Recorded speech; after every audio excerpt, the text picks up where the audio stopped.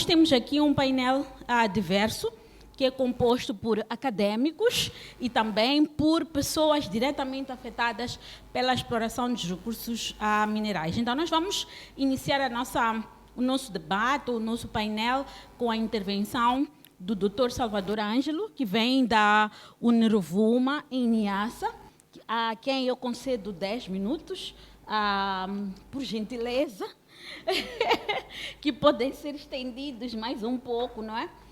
Para fazer a sua apresentação, e vamos aprofundar as questões ao longo do nosso debate, que vai ser um pouco mais longo. Então, eu passo a palavra, por favor.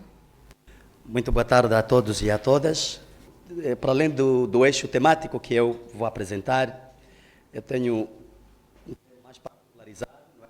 Extração de recursos minerais, um desafio aos direitos humanos no Niassa, quer dizer, na província do Niassa. Eu gosto de contextualizar sempre as filosofias da pesquisa, filosofias, portanto, e faço um estudo nos distritos do Lago, Sanga, Lixinga, Mavago e Nipepe. Então, como contexto introdutório, são esses distritos que eu acabei de mencionar, 5 distritos, todos eles estão na província do Niassa. Entrevistamos trabalhadores das, não vou chamar indústrias, mas vou chamar dos garimpos de extração de ouro e rubi, mas também a comunidade envolvida ou a comunidade que está localizada nos locais de exploração dos recursos naturais em geral. Entrevistamos também as autoridades públicas, líderes comunitários e companhia. Agora, olhando o aspecto de direitos humanos, todos nós sabemos o que são, mas muitas das vezes estamos na parte mais abstrata, mais teórica, porque os direitos humanos são realmente parte de nós, são naturalmente inatos, mas também naturalmente pertencentes à natureza humana. Os direitos humanos são normas, se formos a colocar a questão jurídica, são normas que reconhecem e protegem a dignidade da pessoa humana. Portanto, não vamos falar dos direitos humanos sem falar da pessoa, da dignidade da pessoa humana. Porque todos os direitos são inerentes à própria pessoa, à pessoa humana. Então, e nós, como homens e mulheres, vamos olhar isto como, portanto, aqueles que querem procurar discutir por que é que os direitos humanos, talvez no nosso contexto, são mais teóricos e não práticos. É isto que eu quero trazer aqui, exatamente na minha, portanto, análise. A lei dos direitos humanos obriga os governos, por um lado, a fazer algumas coisas e os impede de fazer outras. Os indivíduos também têm responsabilidades, que cada um de nós tem sua responsabilidade, mas no nosso contexto e no contexto mais global, nenhum governo, grupo ou indivíduo tem o direito de fazer qualquer coisa que viole os mesmos direitos que nós estamos a falar. Agora, o que é que aconteceu na província do Niassa? O que é que aconteceu nesses distritos que nós fomos, portanto, pesquisar e procurar saber a verdade por detrás da exploração dos recursos naturais? E estes associados aos direitos humanos. O que é que aconteceu? Então, eu vou trazer mais a questão teórica primeiro e depois vamos à questão prática. E aqui trago alguns termos, termos talvez um pouco filosóficos, um pouco mais existenciais. O intelectualismo versus direitos humanos em ação. Os direitos humanos, como eu dizia no princípio, são apresentados muito frequentemente de forma proclamatória, sem ligação com a sua inaplicação no terreno.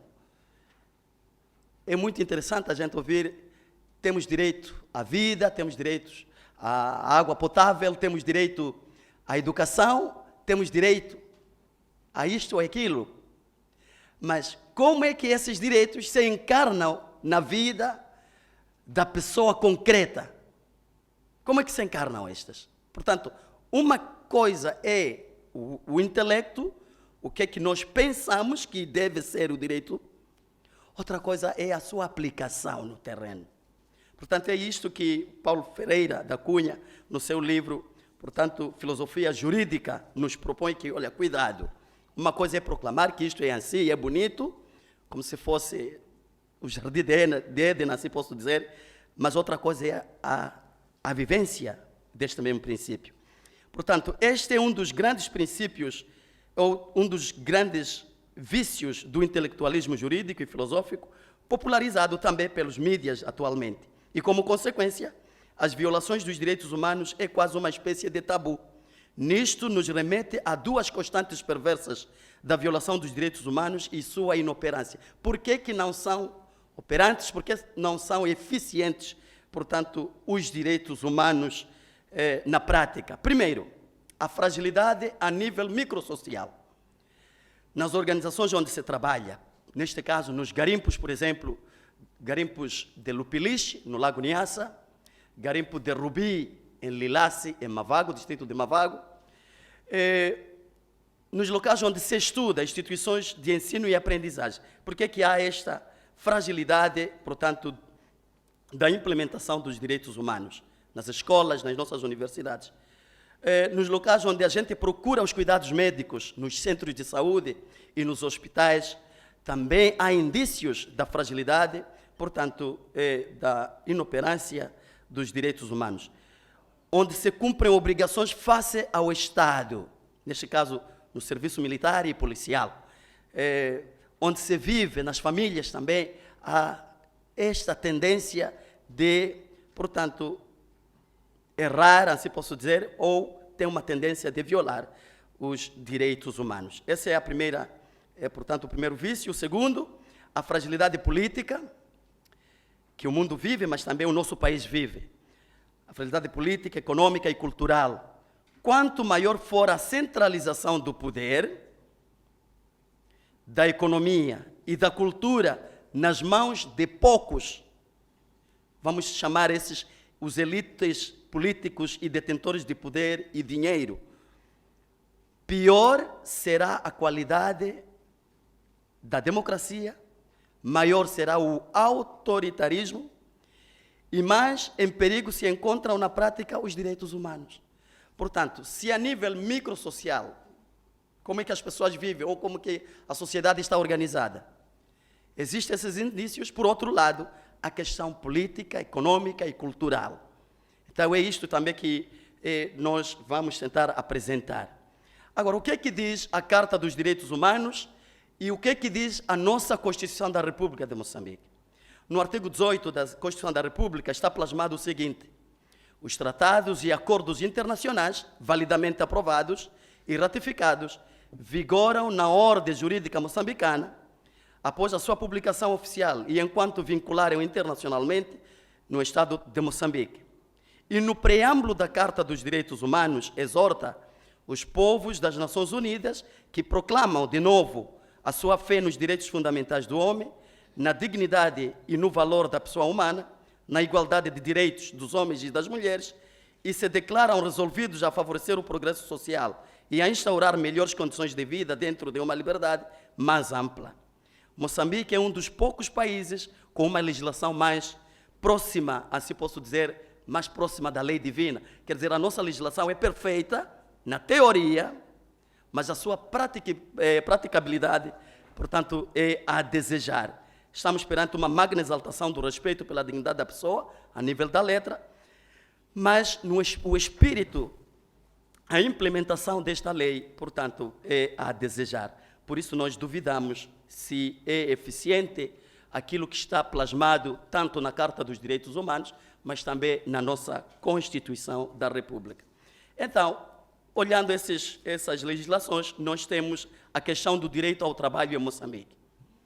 A Constituição preconiza que o trabalho constitui direito e dever de cada cidadão. Cada cidadão tem direito à livre escolha da sua profissão, sendo que o trabalho compulsivo é proibido. A lei do trabalho, por outro lado, explicita a idade do trabalho mínima. Qual é a idade mínima para nós, portanto, entrarmos na filosofia do emprego ou entrarmos no campo de trabalho? A idade mínima é de 18 anos. Com as exceções de 15 a 18 anos ainda, desde que elas, quer dizer, as pessoas ou as crianças, sejam mediante a autorização do seu guardião, ou os pais, ou alguém que é encarregado, portanto, dessas crianças. Agora, a questão que se coloca, uma questão mais jurídica, é esta. O que dizer dos garimpeiros que estão, portanto, a fazer os seus trabalhos, a cavar o ouro, assim neste caso, o rubi, na província do Niassa, concretamente no distrito do Lago, em Lupiliche, localidade de Lupiliche, e em Mavago, em Lilace, os que estão a cavar ou a extrair o rubi. Com quantos anos devem ir ao trabalho nestes garimpos? O que é que nós vimos é uma contradição, portanto, por uma parte, a lei moçambicana, mas também a Carta dos Direitos Humanos. Vamos olhar para o artigo 4º, ou artigo 4, portanto, da Carta dos Direitos Humanos. Ninguém será mantido em escravatura ou em servidão. A escravatura e o trato dos escravos, sob todas as formas, são proibidos. Tudo bem. O artigo 5º. Ninguém será submetido à tortura, nem a penas ou tratamentos cruéis, desumanos ou degradantes. E aqui, portanto, nós vemos o quão uma coisa é o que está plasmado na lei, outra coisa é a sua vivência. E aqui eu trago alguns, portanto, temas ou machetes para podermos refletir juntos. Quando a pobreza força as crianças a serem adultos e a trabalhar duro. E aí temos a imagem concreta do garimpo de Lupiliche. Eu estou lá, não é? A minha imagem, não tenho medo para ser divulgada, mas está lá a minha imagem. Portanto, o autor entrevistando adolescentes disfarçados de jovens adultos no garimpo de Lupiliche. E olhem o que eles são incutidos, ou incutidas, essas crianças. Se vos perguntarem quantos anos tendes, dizei que temos 24 anos de idade e temos filhos na Tanzânia. Estou a falar de garimpeiros estrangeiros, portanto, trabalhando no garimpo de Lupiliche. Então, vejam, uma coisa é o que nós pensamos que a lei diz, 18 anos para entrar no trabalho, mas na prática é o que nós, portanto, vivemos. Crianças que são forçadas a trabalhar nos garimpos de exploração de ouro e de rubi. E aqui temos esta imagem, não é?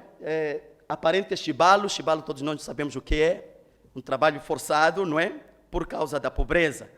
E aqui, olhem o que eles diziam. Aqui estamos divididos em grupos, nesse garimpo de Lupiliche, temos cavadores, aqueles que cavam, que entram nos buracos, fazem buracos de mínimo 18 metros e máximo 70 metros debaixo da terra.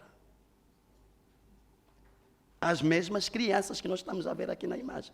Então, 18 metros lá no fundo e máximo 70. Há quem diz, até passou uma reportagem na STV, há quem diz que são 100 metros de profundidade. Então, tem esses cavadores e tem carregadores. Olham o saco de areia ou de pedras. Eu chamo de areia ou pedras douradas, porque contém, portanto, substâncias que podem fazer o ouro, né? Depois temos esses carregadores, temos lavadores, vamos de ver lá em frente, e moedores de pedras, não é? E aqui temos a outra por um lado são crianças, por outro lado são velhos, nesses garimpos de exploração do ouro e de rubi. Então, por exemplo, no garimpo de Lupiliche há problema de higiene e segurança no trabalho. Quase todos os garimpeiros lhes falta um ou todo dispositivo de segurança. Falo de capacetes, botas, luvas, óculos de proteção. Não é? Imaginem, você está a cavar e a areia cai nos seus olhos. Como é que você vai poder ver? Não é? Óculos de proteção, roupas para o trabalho, vulgo fato macaco, não é? O papá que nós vemos na imagem optou por esta atividade para o sustento da sua família, educação dos seus filhos, saúde e abertura de uma machamba. Portanto, quando a gente entrevistou esse velho, dizia, não tenho machamba e devo procurar maneira de trabalhar no garimpo para poder, portanto, comprar ou abrir uma machamba. Não é? Ele apela à disponibilização do material do trabalho, tais como capacetes, luvas e uniforme, e deseja que um dia possa abandonar o garimpo, estar perto da sua família, que os vê de vez em quando. Portanto, um velho que podia estar com seus netos a contar histórias da vida, é forçado a estar no garimpo, neste trabalho, não é? E a lei o que é que diz? O direito de segurança no emprego se subdivide em duas vertentes. Direito à proteção, está na lei. Direito à higiene, segurança e tudo mais. Para o trabalho andar muito bem, está na lei. Direito à manutenção permanente do emprego, artigo 85 da Constituição da República, não é? Então, são questões que eu penso, todos nós temos uma tarefa a fazer. Deixarmos de ser abstratos, fazedores de leis, talvez imagináveis do outro mundo, e, por outro lado, não termos a vontade de seguir a mesma lei. E aqui temos a trituração das pedras douradas. Vejam as imagens, né? Os dois homens que estão lá estão descalços. Pronto, é um problema sério que todos vamos refletir. A lavagem da areia dourada, sem luvas de proteção, usando mercúrio, muitas das vezes é o mercúrio, porque o mercúrio é a substância, portanto, o minério que recolhe os pedaços de ouro, não é? que ficam, portanto, no saco onde a areia é lavada. Nisto entra a questão também do problema do direito à água potável. A água está suja e nós não vamos, portanto, ou eles não usam esta água para poder beber, e é lá onde se lava o ouro e o mercúrio. Assim. Usando o mercúrio nas águas, essas águas não vão ser, portanto, não vão ser boas para o consumo. Com tudo aquilo que eles fazem, qual é o produto final que eles apanham? Uma bolinha, um pedacinho, portanto, de ouro, que nem parece talvez uma semente de azeitona, não é? Depois de todo esse trabalho, para apanhar este pedacinho. Então, a questão é esta. Se no final é uma bolinha de ouro, quanto é que pesa essa bolinha de ouro? Então, na balança, podemos ver 2 gramas de ouro e os direitos humanos. Quer dizer, das 5 ou das 4 horas que você entra num buraco de 18 a 70 metros, no final você tem 2 gramas de ouro. E ali saímos de Lupiliche, vamos a Lilace. Quando a distância não conta, garimpo de Rubi, Lilace Mavago. E aqui, sim, faltam poucos minutos, vamos terminar, não é? Já estou quase a terminar. Muito obrigado. É que o problema que se coloca é este. Se em Lupiliche, homens e mulheres que nós encontramos lá, tiveram tiveram os seus problemas, em Lilace também tiveram esse problema. Sofrer para nada, por outras palavras. Os instrumentos que são usados, a questão da venda do produto final. Este eu tirei do Get Images, não é? Então, no final, qual é o preço do rubi? Qual é o preço do rubi? Ali tem uma moeda de 10 meticais, não é? Mas nas letras pequenas lá embaixo, na legenda, vem 100 meticais a 250 meticais a pedrinha de rubi. Lá no garimpo. Agora, você cavou toda manhã ou todo dia para apanhar o rubi e você vender a 100 meticais ou 250 meticais. E quem compra é um que tem milhões e milhões de meticais. Estamos a falar de manhãs, de estrangeiros, do Senegal, da Tanzânia, da Nigéria. A província do Niassa agora está sendo colonizada pela Nigéria e Somália, e tem muitos somalianos. A proliferação de bombas de petróleo, depois que podemos fazer um estudo à parte, não é? Porque que os combustíveis, portanto, estão caros, mas há muita proliferação de bombas de combustível, bombas de petróleo, na cidade de Lixinga. De onde é que vem o dinheiro? e compram esse rubi e vão vender talvez a milhões de meticais nas suas terras ou noutros mercados obscuros que nós não sabemos. Mas no garimpo, 100 meticais ou 250 meticais. O que é que você vai fazer com 100 meticais? É outro problema sério, já para terminar, é que temos olhar a exploração dos recursos naturais deve ser acompanhado com a dignidade da pessoa humana, como ser de direitos e dever. Falares de direitos na exploração de recursos naturais costuma ser mais discurso doirado, quer dizer, um discurso bonito, as pessoas estão lá, mas depois não cumprem com aquilo que é o espírito e a letra, portanto, dos direitos humanos.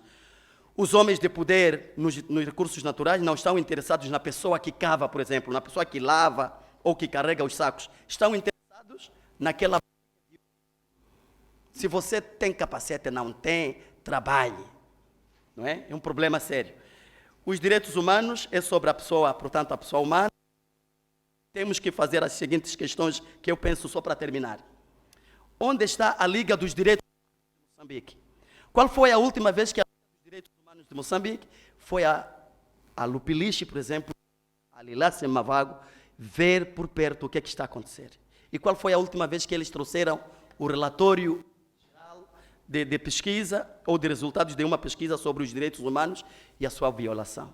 Portanto, é para refletirmos juntos e, desde já, muito obrigado. Muito obrigada, Dr. Salvador, por este convite à reflexão à volta dos direitos humanos em Niassa e por nos ter trazido um pouco a dimensão do garimpo, que na minha perspectiva já é um problema de direitos humanos em si, porque é resultado muito da exclusão. E perguntou onde é que está a Liga. Talvez é a Comissão Nacional de Direitos Humanos, não é? Afinal, a Liga é uma organização da sociedade civil, mas a Comissão Nacional de Direitos Humanos é uma instituição do Estado. E gostava de convidar, então, agora o Dr. Abdul Setemane, da Del Sofala, para fazer a sua apresentação. Ele tem também uma apresentação em PowerPoint e vamos seguir depois com o Dr.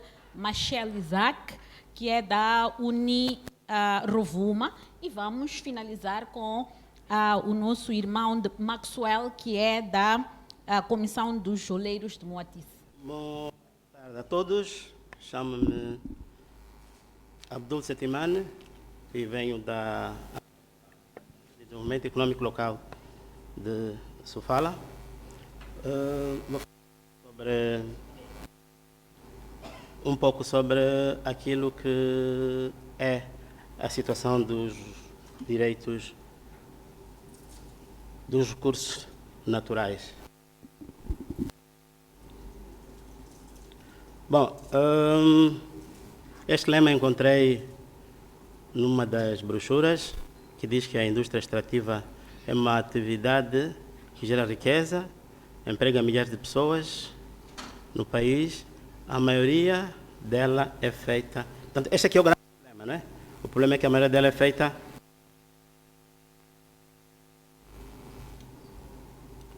A maneira como ela é feita, este aqui é o problema. O problema não é dos recursos em si. Porque, precisarei dizer, tendo em conta aquilo que foi dito aqui, e ouve-se um pouco por todo lado sobre como isto está a acontecer. Então, se estamos muito ambiciosos, não muito gananciosos, observássemos todas as regras instituídas, ainda que algumas delas tivessem lacunas, provavelmente não teríamos a situação que atualmente está a acontecer. Há dois aspectos, talvez comente o terceiro. Portanto, vou falar um pouco da exploração do gás no Buzi. Vai começar agora a exploração do gás no Buzi. Vou falar também da exploração mineira informal no distrito de Gorongosa.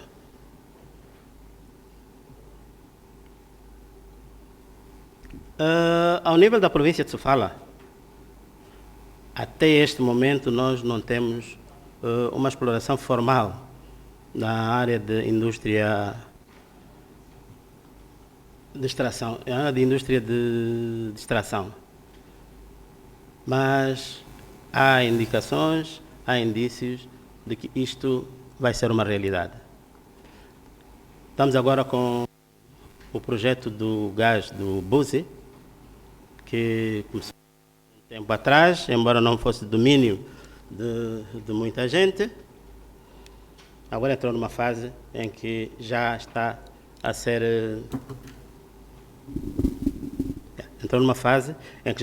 objeto de reflexão de muitas instituições, de muita gente.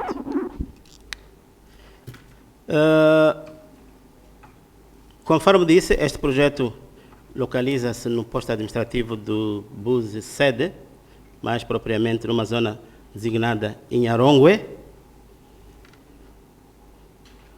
Neste momento está-se a concluir o processo dos estudos para poder passar-se para a exploração propriamente dita. De acordo com os resultados dos testes que foram feitos até este momento, a qualidade e a ocorrência deste produto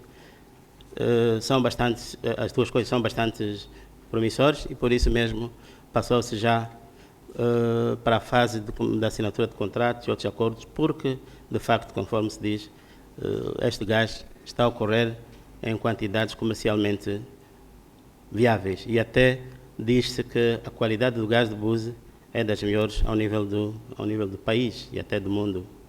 Fala-se numa qualidade de cerca de 95%. A exploração propriamente dita, de acordo com o que está previsto, vai ser em 2024. Já foram abertos alguns furos até este momento, que confirmam esta ocorrência em quantidades razoáveis, em quantidades comercialmente aceites. Vai-se continuar com a prospecção, há previsão de mais 10, 12 furos ainda de testes para se poder passar em 2024 a exploração propriamente dita. Mas é um facto de que este projeto de gás tem pernas para andar e vai-se passar desta fase para a nova fase, a fase de exploração propriamente dita. Recentemente, estou a falar de há uns 4, 5 meses, a companhia da Buse Hidrocarbonetos promoveu um encontro na cidade da Beira, especialmente com operadores na área da CTA, com os privados, porque, de acordo com a mesma informação, este gás que vai ser explorado, que vai ser explorado no Buse, está destinado ao mercado nacional, ao mercado do país. E só se não se conseguir gente para usar aqui ao nível nacional é que se poderá fazer a sua exportação. Mas os acordos entre aquele que é atualmente o operador e o governo são esses. Em primeiro lugar para o país e só depois é que é para a exploração, para a exportação. E este encontro que se promoveu na Beira era para poder fazer uma prospecção, um estudo de mercado, e o que se constatou foi que a maior parte daqueles que seriam os potenciais operadores, os potenciais revendedores, não têm condições para o fazer, e a companhia também diz que a partir dos impostos e de outros apoios internacionais, o governo terá que apoiá-los, não tem que ser ele a fazer isso. E este encontro praticamente acabou desembocado numa situação de impasse, mas ainda há de haver outros encontros. Eu penso que a própria operadora, o grande interesse que deve ter é também de exportar. Mas caso não se consiga ter um mercado que garanta a absorção de toda a produção, será feita uma ligação dali mesmo do Buse para Inhambane e daí, aproveitando a Sasol, poderá ser feita uma exportação conjunta, principalmente para a África do Sul.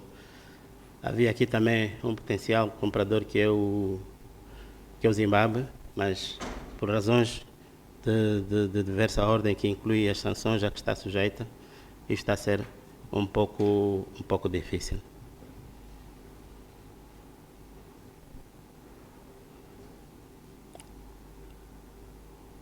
O que está a acontecer é que o projeto de gás andou numa espécie de, não diria secretismo, mas não foi tão divulgado que toda a gente pudesse acompanhar.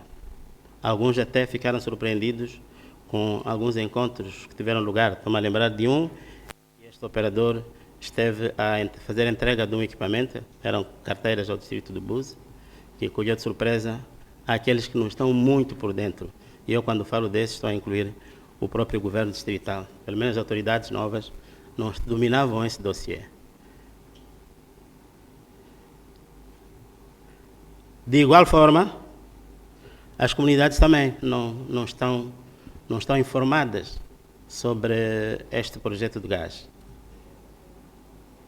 Os primeiros encontros foram os que nós fizemos com eles e da conversa que nós tivemos, efetivamente concluímos que não andavam muito dentro destes processos, apesar daquilo que está instituído na lei em relação às consultas públicas. Talvez porque se trata de uma prospecção, essa consulta não foi feita como as regras mandam.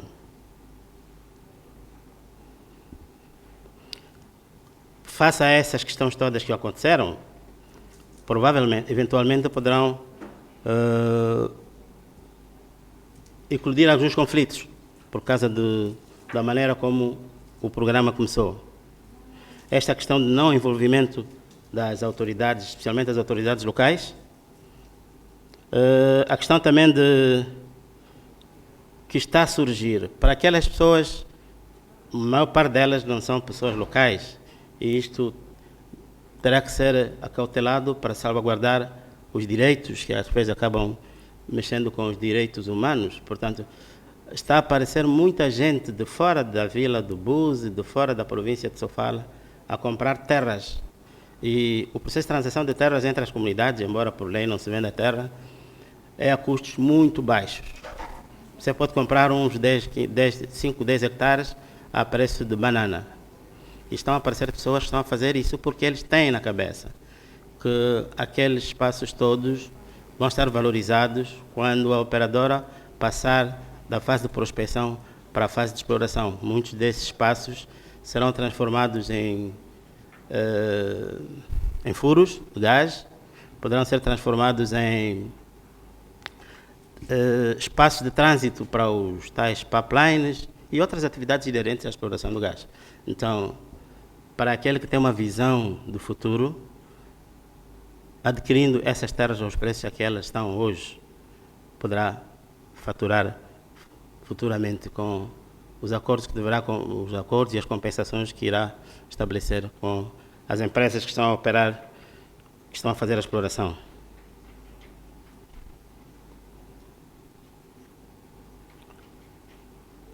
A ADEL, em parceria com algumas instituições, estou a falar, por exemplo, da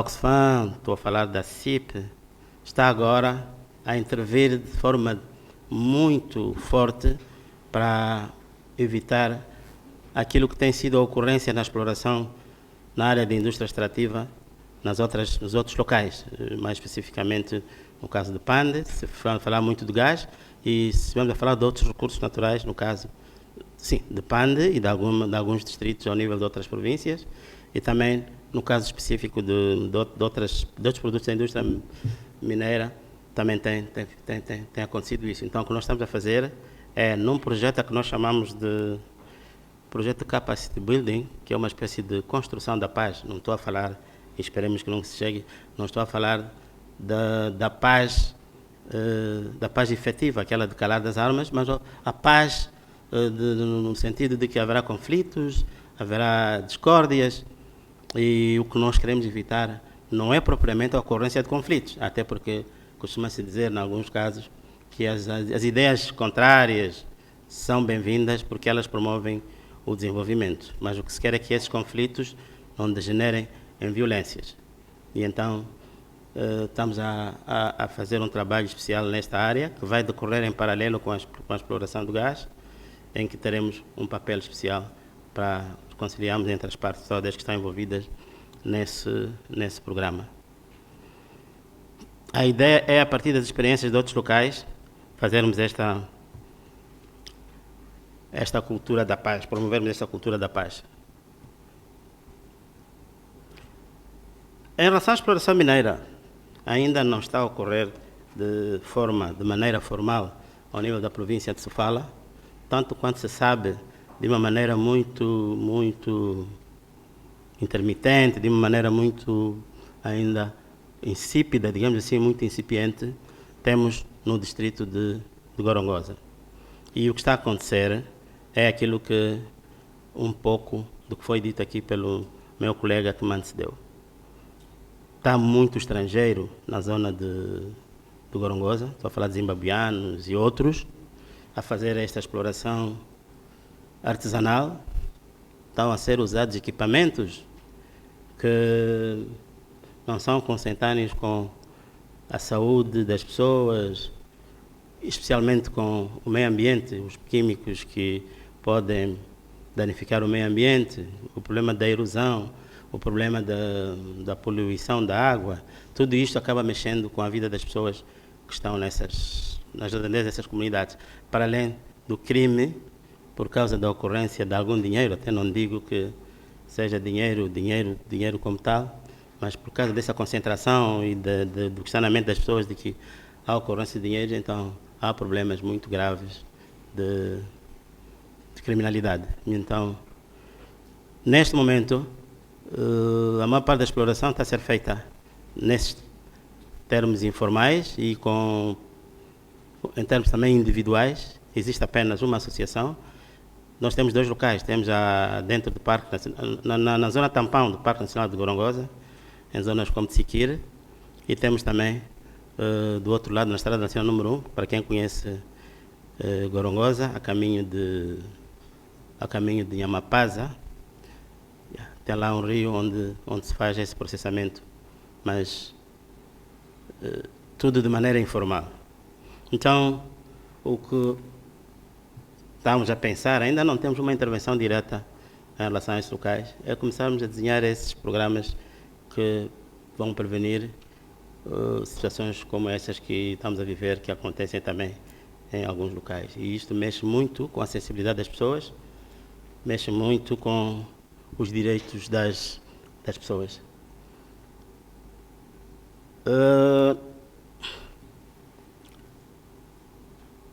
Nós não tínhamos preparado muito sobre a questão ligada aos recursos naturais do ponto de vista de recursos florestais, mas a situação de Sofala, em alguns aspectos, apresenta-se bastante boa. Têm sido feitas intervenções ao nível das comunidades, naqueles espaços todos que todos nós conhecemos, organizar as comunidades, legalizá-las, abrir contas bancárias e tudo mais, para poderem ter acesso aos 20%, treiná-las também em legislação, que é para saberem como preservar o meio ambiente, por um lado, e por outro lado, como usar este dinheiro para poder beneficiar a todas as comunidades. Há muitas coisas que têm estado a acontecer e que mexem particularmente com o direito das comunidades, mas acredito que não vale a pena estarmos a abordar aqui. Estou a falar, por exemplo, do papel que os governos têm. Nós temos estado a juntar todas as partes para dialogarem e fazendo a massificação da legislação, do qual precisam não só as comunidades, constatamos que as próprias autoridades administrativas também precisam dessa legislação, de modo a harmonizarmos todas as partes. Uma das coisas é a tal influência que os governos, as autoridades administrativas exercem bastante no uso desses dinheiros. É um direito das comunidades, segundo o que está instituído na lei, que usem o dinheiro de acordo, por um lado, com os regulamentos e, por outro lado, de acordo com as necessidades que essas mesmas comunidades têm. Mas o que tem sido hábito é que o governo, de alguma maneira, tem influenciado essas decisões. E vocês sabem que quando a gente quer dinheiro, o melhor é fazer à vontade daquele que, não digo que nos dá, porque aquele dinheiro provém dos impostos que os operadores pagam em decorrência do uso, da exploração daqueles recursos que são preservados pela comunidade. Então, a semelhança do que acontece com os 2,75% no caso da indústria extrativa, na indústria florestal, na área florestal, são 20%. Mas uma vez o dinheiro disponível para as comunidades, há muita coisa que se faz por detrás de tudo isso e que de algum modo viola a lei. Doutor Setemane, vamos poder continuar essa conversa durante o debate. Então, este tem sido um trabalho permanente que nós temos estado a fazer, de modo a devolvermos às comunidades aqueles que são os seus direitos. Temos estado a fazer isso com parceria de algumas instituições já há bastante tempo. O que é novo em nós é este abraço a esta área que nos junta aqui, que é a área da indústria extrativa. Quaisquer questões que quiserem colocar depois, tendo em conta que o tempo já se esgotou, poderão fazê-lo na altura em que estiverem a fazer as perguntas ao painel. Muito obrigado. Muito obrigada, Dr. Setemane. Sem delongas, vou passar a palavra ao Dr. Machel, que é da Universidade de Rovuma, em Cabo Delgado. Ele vai fazer também a sua apresentação em PowerPoint. Enquanto as condições são criadas, bom dia, boa tarde a todos e a todas. Eu até prefiro me identificar como consultor independente na averiguação de casos de direitos humanos. Ok. Então, eu queria começar com a apresentação. Eu trago aqui uma reflexão do ponto de vista do impacto da mineração no desenvolvimento comunitário e preservação daquilo que são os direitos humanos desse. Como os colegas que antecederam acabaram definindo exatamente o que seriam os direitos humanos, mas eu trazia um tópico daquilo que nós poderíamos mais tarde começarmos a desenvolver, que era a questão da introdução aos jovens guerreiros, quais são as perspectivas e soluções. Mas antes, para começar, como estamos a falar de direitos humanos, eu fui me cingir a Luther Martin King, que é um dos defensores dos direitos humanos, quando diz que a injustiça num lugar qualquer e começa a justiça em todo lugar. Qualquer é uma ameaça à injustiça em todo lugar. Se calhar é na base dessa reflexão que todos estamos cá, por perceber que é uma ameaça o que acontece em muito país, o que acontece em Niassa, e é uma necessidade de todos nós protegermos, então, os indivíduos sobre direitos humanos. O desenvolvimento das comunidades, como parte introdutória, depende de vários fatores, dentre os quais Gisberg e Francisco distinguem 4 tipos de capitais necessários para calcular aquilo que é o desenvolvimento comunitário, a saber, os ativos naturais, os ativos construídos, capital humano e o capital social. E o posto administrativo de Namanhumbiri, situado no distrito de Moitipoés, isso em Cabo Delgado, é um palco de ocorrência do mineral rubi, um dos mais preciosos e caros do mundo. Olhando para a perspectiva dos atores supracitados pela extensão e intensidade da ocorrência destes minérios, na aludida comunidade, pode significar um trampolim para a promoção do desenvolvimento comunitário, pois, conforme a lei, não é 2.5 nesse caso, que eles beneficiariam destes valores para o desenvolvimento comunitário. Mas, do outro lado, a exploração dos recursos minerais envolve uma relação entre seres humanos, recursos naturais e o Estado. Muitos Estados viram a sua soberania e estabilidade política e social fortificada ou ameaçada. É nessa perspectiva que nós vemos, então, a questão da violação dos direitos humanos. Os colegas que me antecederam definiram bem o que é o conceito sobre direitos humanos, como são normas que reconhecem e protegem a dignidade de todos os seres humanos. Mas, para trazer uma reflexão mais precisa, eu trazia aqui um vídeo de 1 minuto. Eu queria, se as condições técnicas forem criadas, ter um vídeo de 1 minuto que ela pudesse passar o vídeo.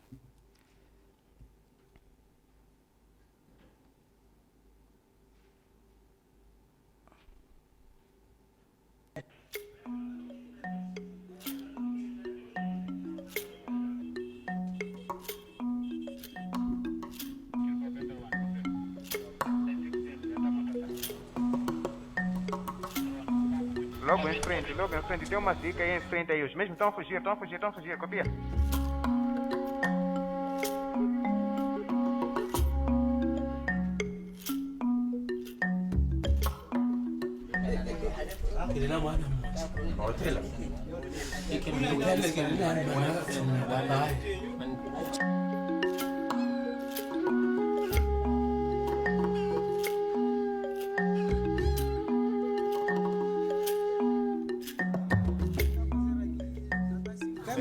assim, Mas não tinha maneira. para comer aqui no bairro, está a sofrer. Aquele trabalho. Para deixar aquele trabalho, não está a sofrer. Vai continuar sobre sofrer, mano. Sobre sofrer e não está a ver nada aqui, não tem job. Depois, quando me encontrar, está a me pegar e ir sofrer mal.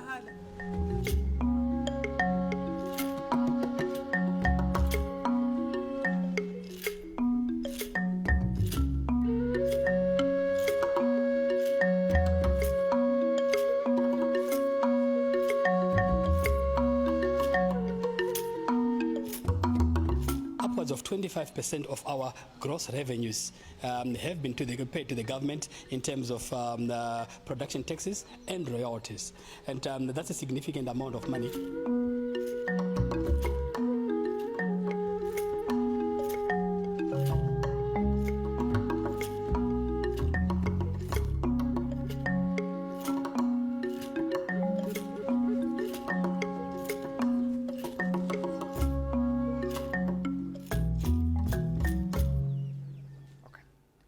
Então, eu queria, a partir desta reflexão deste vídeo da DW, aquilo que retrata aquilo que é a realidade dos jovens, ou então a realidade das comunidades que vivem em Montepuez, do ponto de vista, o lugar de ocorrência do maior minério, do ponto de vista de validade, mas em contrapartida temos jovens desempregados, comunidades com baixo nível de desenvolvimento, que esperava-se que com a exploração dos recursos minerais, fosse então mais uma valia sobre as comunidades. É por isto, há um pensamento por parte dos... Queria pedir que retirassem... Ok? Então, nesta perspectiva, há uma tendência, que nós quando perguntamos para quem são os líderes comunitários, eles têm uma tendência, do ponto de vista de visão. Eles diziam que nós temos nativos e vientes, que todos acabaram dizendo. Eles diziam que temos vientes bons e vientes maus. Se calhar, é mesmo na perspectiva do colega que antecedeu, em que existe a exploração de mina, mas também há aqueles que vão explorar os outros jovens, por eles serem carenciados, e acabam aliciando com valores baixos para entrarem na concessão mineira, para a questão da prática do garimpo.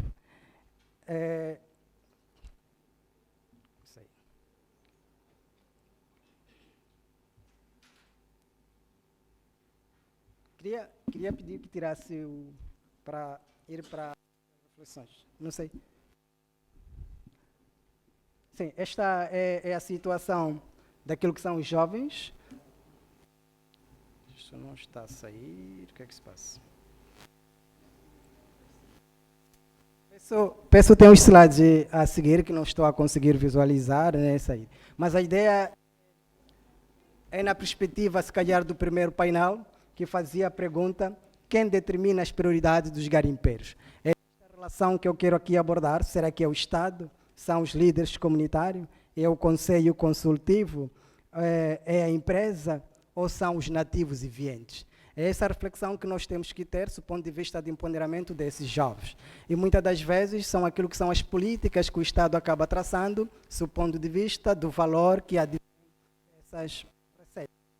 É nesta perspectiva que eu aqui trago, não é? Do ponto de vista, que como solução para isso, ou como perspectiva, de preferência é necessário conhecer aquilo que é a necessidade dos jovens garimpeiros. E eu trago um sustento do ponto de vista da Abraham Maslow, quando diz que os homens movem-se para satisfazer necessidades humanas. E ele diz que para tu motivares alguém, é necessário conhecer o nível de necessidade em que esse indivíduo se encontra. Então, muitas das vezes, como já vimos em função do vídeo, há a construção de algumas benefeitorias, mas essas benefeitorias foram consultados aqueles que são os jovens que eles precisam, é isto, ou entre outros, porque vive-se uma situação, muito depois Ruby Mining acabou construindo um centro de formação técnico profissionais, oferecendo alguns cursos, mas lá não tem jovens acedendo àqueles cursos. Se calhar é por uma questão de não percebermos qual é a necessidade desses jovens e qual é o nível de escolarização mínima que eles têm para frequentar estes centros. Então, também eu trago aqui como solução, do ponto de vista de promover campanhas de inclusão. Nestas campanhas de inclusão é a questão de esclarecimento da comunicação efetiva com a comunidade sobre a questão dos direitos humanos. Também se disse aqui, no segundo painel que nos falou, era uma questão de ciclo de debates, também em função daquilo que são os direitos humanos, do ponto de vista dos garimpeiros, e qual seria a possível solução de empoderamento dos mesmos. Há um elemento que temos que ressaltar, que de 2012 a 2018, na mina de Rubi, aconteceram várias atrocidades de direitos humanos. Entre violações sexuais, estamos a falar de mortes, estamos a falar de amputação de membros, estamos a falar também de agressão verbal. Mas o que se verifica de 2018 para cá, há uma melhoria do ponto de vista da relação daquilo que é a empresa em respeitar aquilo que são direitos humanos, começando então a fazer o due diligence, aquilo que nós chamamos auditoria dos direitos humanos. Isso resultado, então, de um cumprimento daquilo que são os princípios voluntários em defesa dos direitos humanos que as Nações Unidas impôs às empresas. É do conhecimento de todos que a Rubi, por um vídeo igual a esse que teria passado, ele teria um processo e, nesta perspectiva, há esta melhoria do ponto de vista de relação, fazendo, então, o due diligence. Mas também há aqui, como estava a falar, a abertura de clareza à política de princípios voluntários de segurança dos direitos humanos. É a partir dela também que vai melhorar aquilo que é a relação da empresa junto dos jovens garimpeiros. Há uma tendência que aqui nós trazemos, do ponto de vista, quando a mesma pergunta que o painelista fazia, do ponto de vista quem determina as prioridades dos garimpeiros, eu aqui percebo que há uma necessidade de fazer avaliações individuais, para junto dessas avaliações individuais, poder então projetar aquilo que são a prioridade dos jovens.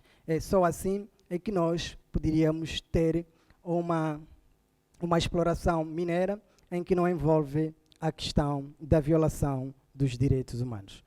Para terminar, olhando para os conceitos de acima, fazendo um cruzamento com aquilo que é no terreno, há tendência de existência de discrepância, pois apesar da empresa alegar que está a cumprir com os seus deveres no caso de canalização de 25% daquilo que são receitas obtidas, o que segundo a empresa representa então uma enorme quantidade de valores monetários, segundo a DAW 2020. Portanto, a comunidade ainda não se encontra em situação de déficit, ainda encontra-se em situação de déficit econômico, o que induz aos jovens e adolescentes a aderirem ao garimpo, que é a mineração ilegal, o que culmina com mais problema a esta camada social, porque segundo os relatos naquilo que eu tenho vivenciado, têm sido agredidos fisicamente, presos, como o vídeo mostra, e em casos extremos acabam morrendo. Então, diante deste cenário, para ajudar a manutenção de uma relação harmoniosa entre a empresa, o governo e a comunidade, bem como para os interesses desses três estratos, sejam salvaguardados aquilo que são a questão dos direitos humanos, sugere-se então o seguinte: a implementação de atividades ocupacionais de rendimento rápido e criação de uma cadeia de autoemprego. O que é que tem acontecido muitas das vezes? É que as empresas, por exemplo, eu falo do Centro de Formação Técnico-Profissionais. Após a formação, o jovem ainda continua empregado. Aqui há uma necessidade de fazermos uma cadeia. Não basta pormos lá o centro de formação, dotando, apesar o indivíduo para habilidades para a vida, mas é necessário que ele encontre lugar para aplicar os conhecimentos adquiridos com este benefício social. Também a implementação, como eu estava a dizer, de viabilização de criação de pequenas associações legalmente construídas. Estou a dizer em que ou a empresa ou o Estado deveria legalizar pequenas associações, de modo então a as torná-las sustentáveis. A prática da educação social, fazer, ser e estar. É necessário também potenciar aquilo que são as políticas ou a questão de divulgar a questão dos direitos humanos dentro das comunidades para fazer face àquilo que é o que se pretende, que não haja violações gravantes da questão dos direitos humanos. Então, com isso, queria dizer, olho por olho, o mundo acabará cego. Então, se numa perspectiva em que cada um de nós começar a usar esta violência, porque a violência temos que olhar para as duas perspectivas. Há aquela também que acontece entre garimpeiros, no momento de divisão do bens. Sempre que há uma falsidade por uma das partes, entre eles também se envolvem e criando também aquilo que é a agressão entre eles. Muito obrigado. Muito obrigada por esta intervenção que sustenta um pouco as intervenções que foram feitas anteriormente e, como devem ter notado, quase todos os intervenientes falaram dos direitos humanos na perspectiva do garimpo. Vamos agora ouvir direitos humanos na perspectiva, numa outra perspectiva de quem foi diretamente afetado sem ser necessariamente um garimpeiro. Então passo a palavra ao Maxwell, que é da Associação dos Garimpeiros de Moatize. Oleiros. Obrigado. Associação dos Oleiros de Moatize. Obrigada. Obrigado. Meu nome é Maxwell Abreu, venho da província de Tete, principalmente no distrito de Moatize. Diretamente no distrito de Moatize, onde está alocado a mineradora Vulcan, Vale antigamente atual Vulcan. Eu faço parte de uma associação de oleiros reassentados pela Vale, Moçambique, atual Vulcan. Esses oleiros essa associação fazia as suas atividades em Moatize, em algumas áreas onde foi afetada pela mineradora Vale antigamente.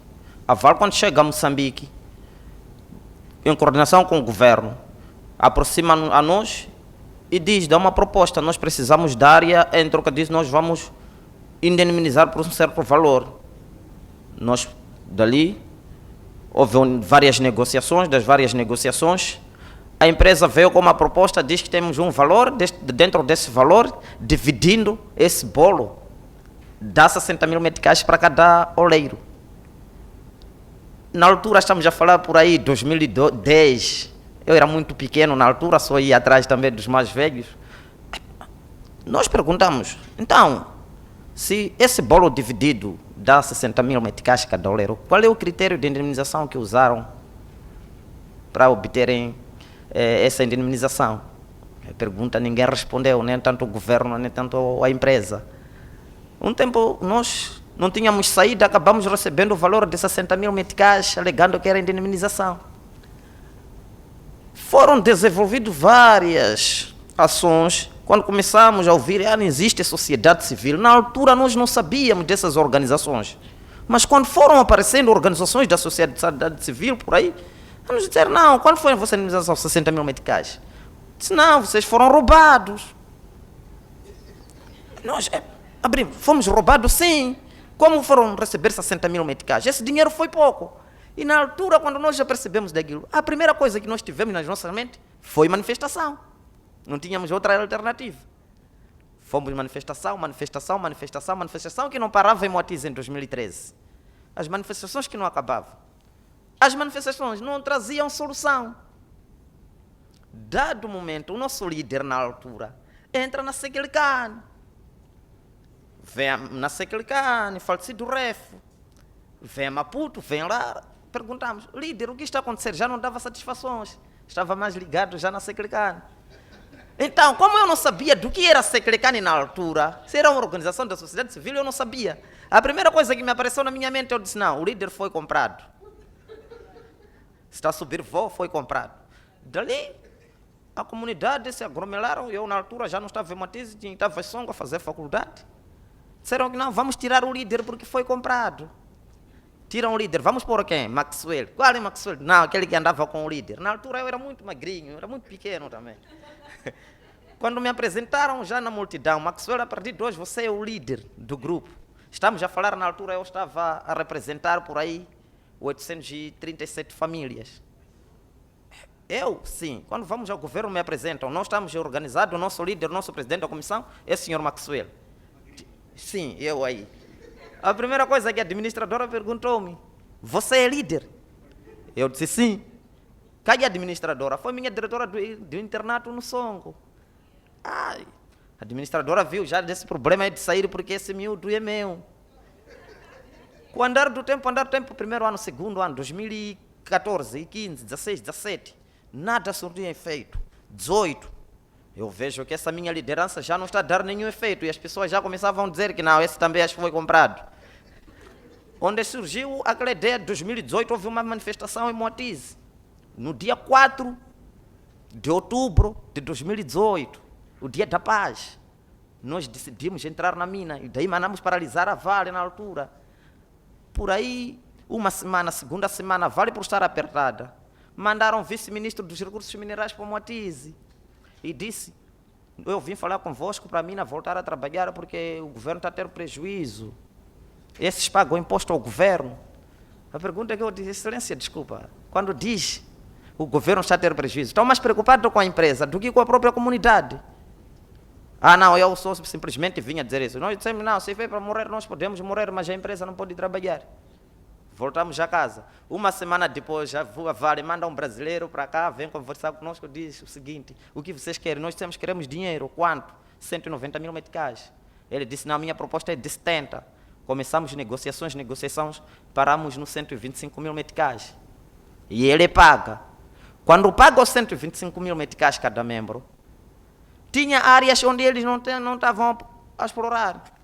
Chega um certo momento, em 2020, eles quiseram levar aquelas áreas a custo zero. A comunidade lá, tirar aqueles oleiros para levar a área. A comunidade naqueles postos disseram: não, vocês não vão tirar-nos aqui nesse lugar. E aquela comunidade, a primeira coisa que apareceram, disseram: não, nós temos um líder que vai nos representar. Quem? Maxwell. Como já tira dinheiro. Vem a mim, reunimos, o que vamos fazer? Não, agora o que nós queremos também aquele vosso direito, nós também precisamos. Fomos à luta, o número começou a aumentar, eles cada vez mais estão a levar a área de oleiros e não querem pagar, dizem que o governo vem a dizer que a empresa não tem fundo para pagar. É a resposta do governo. Eu pergunto: a empresa não tem fundo para pagar, então por que a empresa está aqui a tirar o carvão? Meus senhores, estamos a falar por aí, na Vale, lá em Moatize, diariamente, a Vale carrega 240 vagões de carvão. Diariamente. Essa empresa devia dizer que não tem dinheiro para indemnizar as pessoas? Essa é a razão. Esses últimos tempos só são greves em Moatize, porque o número, já que eles querem indemnizar, é maior. Estamos a falar por aí 6 mil e tal oleiros. E eles negam, dizer: nós não podemos dar dinheiro, o número é maior. O número é maior, quem cadastrou? É a empresa. Volta mais outro problema. A Vale abriu uma mina na secção Moatize 2. Antigamente estava no Espanga, onde não tinha comunidade, tinha uma comunidade e reassentaram para 25 de setembro, outros para Cateme. Agora eles, Moatize 2, já vieram nas nossas comunidades. A minha casa que eu estou a falar, onde eu durmo hoje, com a mina 2 da Vale, estamos a falar por aí, são 2 metros. Que agora que eu estou aqui, estou a falar, na minha casa não se dorme. 13 horas e 33 minutos estão a detonar. Quando detona, não estão a imaginar. Toda a casa que está em Moatize estremece. Alguém saindo daqui de Maputo, chegar em Moatize, que não sabe nada, quando detona, há de correr. Pensar que é guerra. Há de correr, sinceramente. Mas todo santo dia nós estamos a passar por aqueles problemas.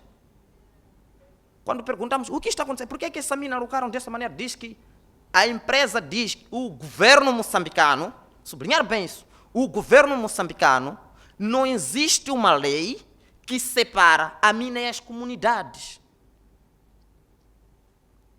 Isto a empresa fala de viva voz para todo mundo. O governo moçambicano não tem uma lei que separa a mina e as comunidades. Essa é a razão, a mina 2 da Vale está a 2 metros conosco. Essa situação vamos viver até quando? Porque quando eles detonam, são casas que estão a cair na comunidade.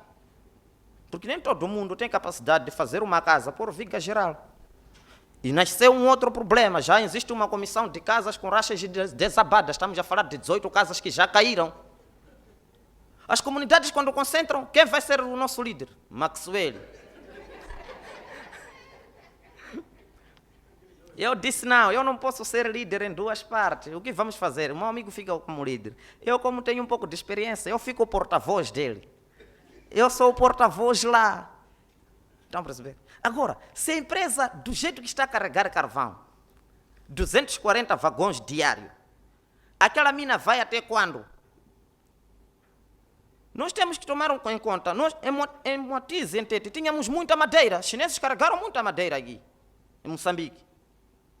Foram-se embora, a madeira já acabou, não podem se mentir, em Tete, em Moatize não existe mais madeira. Madeira acabou. O que vai ser daqui a 20 anos do projeto de carvão em Moatize? E aquele projeto só vai deixar o quê?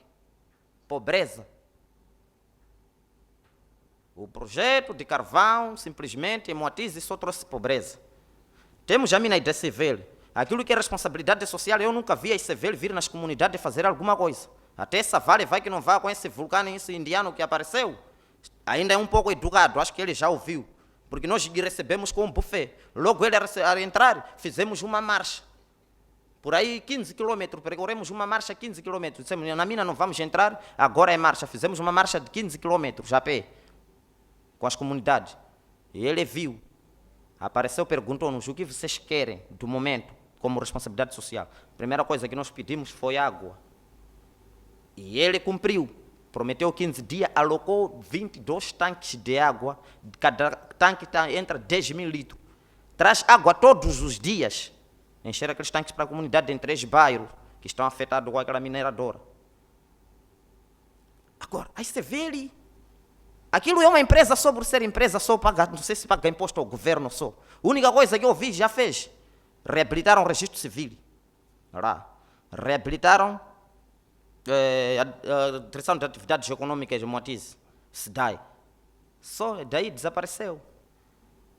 E ninguém tem autonomia, nenhum governante tem autonomia de chamar esse velho e dizer que temos problemas com a comunidade. Todo mundo lá tem medo com esse velho lá. Ninguém faz isso. O mais triste, estamos a falar de direitos humanos. Existem pessoas que saem de Moatize, saem de Tete para aqui, dizer que são representantes da Liga dos Direitos Humanos em Moatize, mas ao fim do cabo não fazem nada. Tem um grupo que vai de conselho consecutivo na cidade de Moatize. Eles que estão nas negociações com as mineradoras, com a empresa lá no governo. Mas ao fim do cabo só dançam música da empresa. Aquilo que as comunidades eles não viram. Eu não vi nenhum dia, quando eu fui preso com os colegas no dia 20 de novembro, alguém da Liga dos Direitos Humanos vir me perguntar, eu na cela, dizer o que aconteceu ao Maxwell. Não vi ninguém. Meus telefones estavam em linha, ninguém ligou. Saio da cadeia, alguém diz, eu sou da Liga dos Direitos Humanos, quero vos ajudar. Sinceramente, pessoal, eu não sei.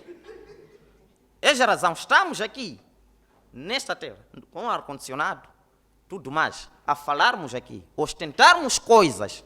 Meus irmãos, vamos pôr isso na prática.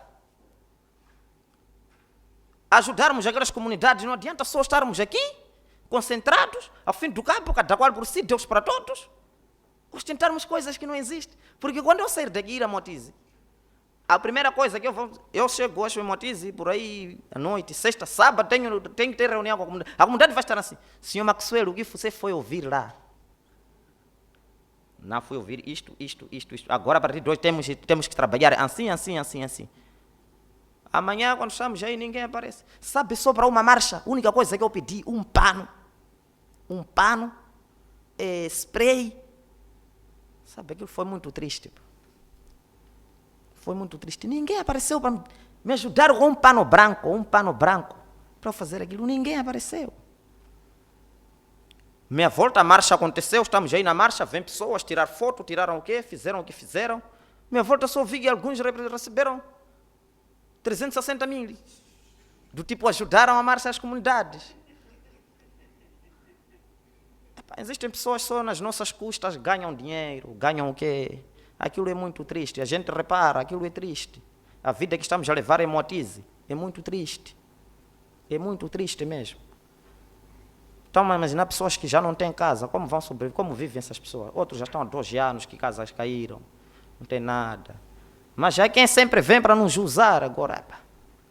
É muito triste. Meus irmãos, eu vos peço, para sairmos daqui, com um pouco de solução. Não é solução que vocês vão dar dinheiro, vocês não vão dar dinheiro, vocês não são culpados. mas fazermos coisas, nos unirmos, que vamos ter mais força para ganharmos isso. Para um dia vencermos e dizer, direitos humanos está sendo o quê? Realizado na sociedade. Precisamos nos unirmos, termos força. Agora, não é quando alguém vem aí só tira proveito, vai embora. É muito triste, não fica bem. Tem outros, até são dado motas com o presidente do município, Raimo Atizi. Sociedade civil esse. Então, essa mota foi dada para o quê? Não justifica agora. Meus irmãos, não tenho muita coisa a dizer, mas eu é de lamentar para vocês que vamos nos ajudar. Faz favor, eu peço ajuda. Em nome daquela comunidade, eu peço ajuda. Eu, Maxwell, peço ajuda. Porque agora não é fácil aquela comunidade, pequena coisa. Maxwell, eles vêm parecer que eu sou...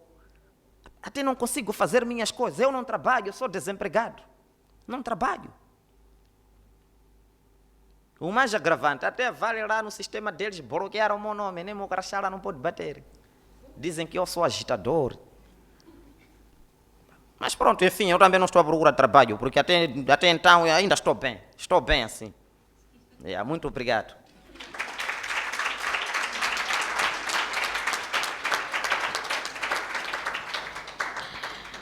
Muito obrigada, Maxwell. Na verdade, debates como este só fazem sentido quando temos depoimentos na primeira pessoa de pessoas que experimentam os desafios no dia a dia. Eu não vou fazer comentários, embora esteja muito tentada a fazer, até para ajudar um pouco no debate, mas eu vou abrir espaço agora para as intervenções dos participantes e já no meio do debate, ou quase no final, eu vou fazer um comentário que pode nos ajudar a resumir aquilo que são os grandes desafios de direitos humanos e indústria extrativa. Então, eu passo a palavra aos caríssimos participantes e peço que quem quiser intervir, que levante a sua mão e, quando lhe for concedida a palavra, que possa se apresentar dizendo o seu nome, a instituição a que representa, se não representa nenhuma, diz ser estudante e por aí fora. E peço que sejamos sintéticos, né, nas nossas intervenções para permitirmos que o maior número de pessoas possa intervir. Muito obrigada. Por favor, temos já ali duas mãos de duas jovens e temos também deste lado. Então, vamos dar as duas meninas ali, depois passamos para este lado. Obrigada. Boa tarde. Meu nome é Holly Leone, sou estudante. Na primeira intervenção do professor Salvador Ângelo, trouxe-nos os artigos 4 e 5 da Carta dos Direitos Humanos, mas pelo que nós vemos no nosso dia a dia, as crianças são obrigadas a trabalhar por conta da pobreza, não é alguém que lhes coloca lá, porque por vezes as crianças são chefes de família, então eles veem a mineração como um caminho para tentar dar alguma dignidade ou comer alguma coisa, né? Então, nesse caso, queria saber, tendo em conta os artigos 4 e 5 da Carta dos Direitos Humanos, quem será responsabilizado se essas crianças passam por situações de maltratos, falta de condições, trabalham nas minas, contra aquilo que são os direitos humanos, quem será responsabilizado se as crianças estão lá por conta da pobreza e não alguém que lhes obrigou a ir até lá? Boa tarde, chamo-me Nicole, também sou estudante. A minha questão é dirigida ao Dr. Machel.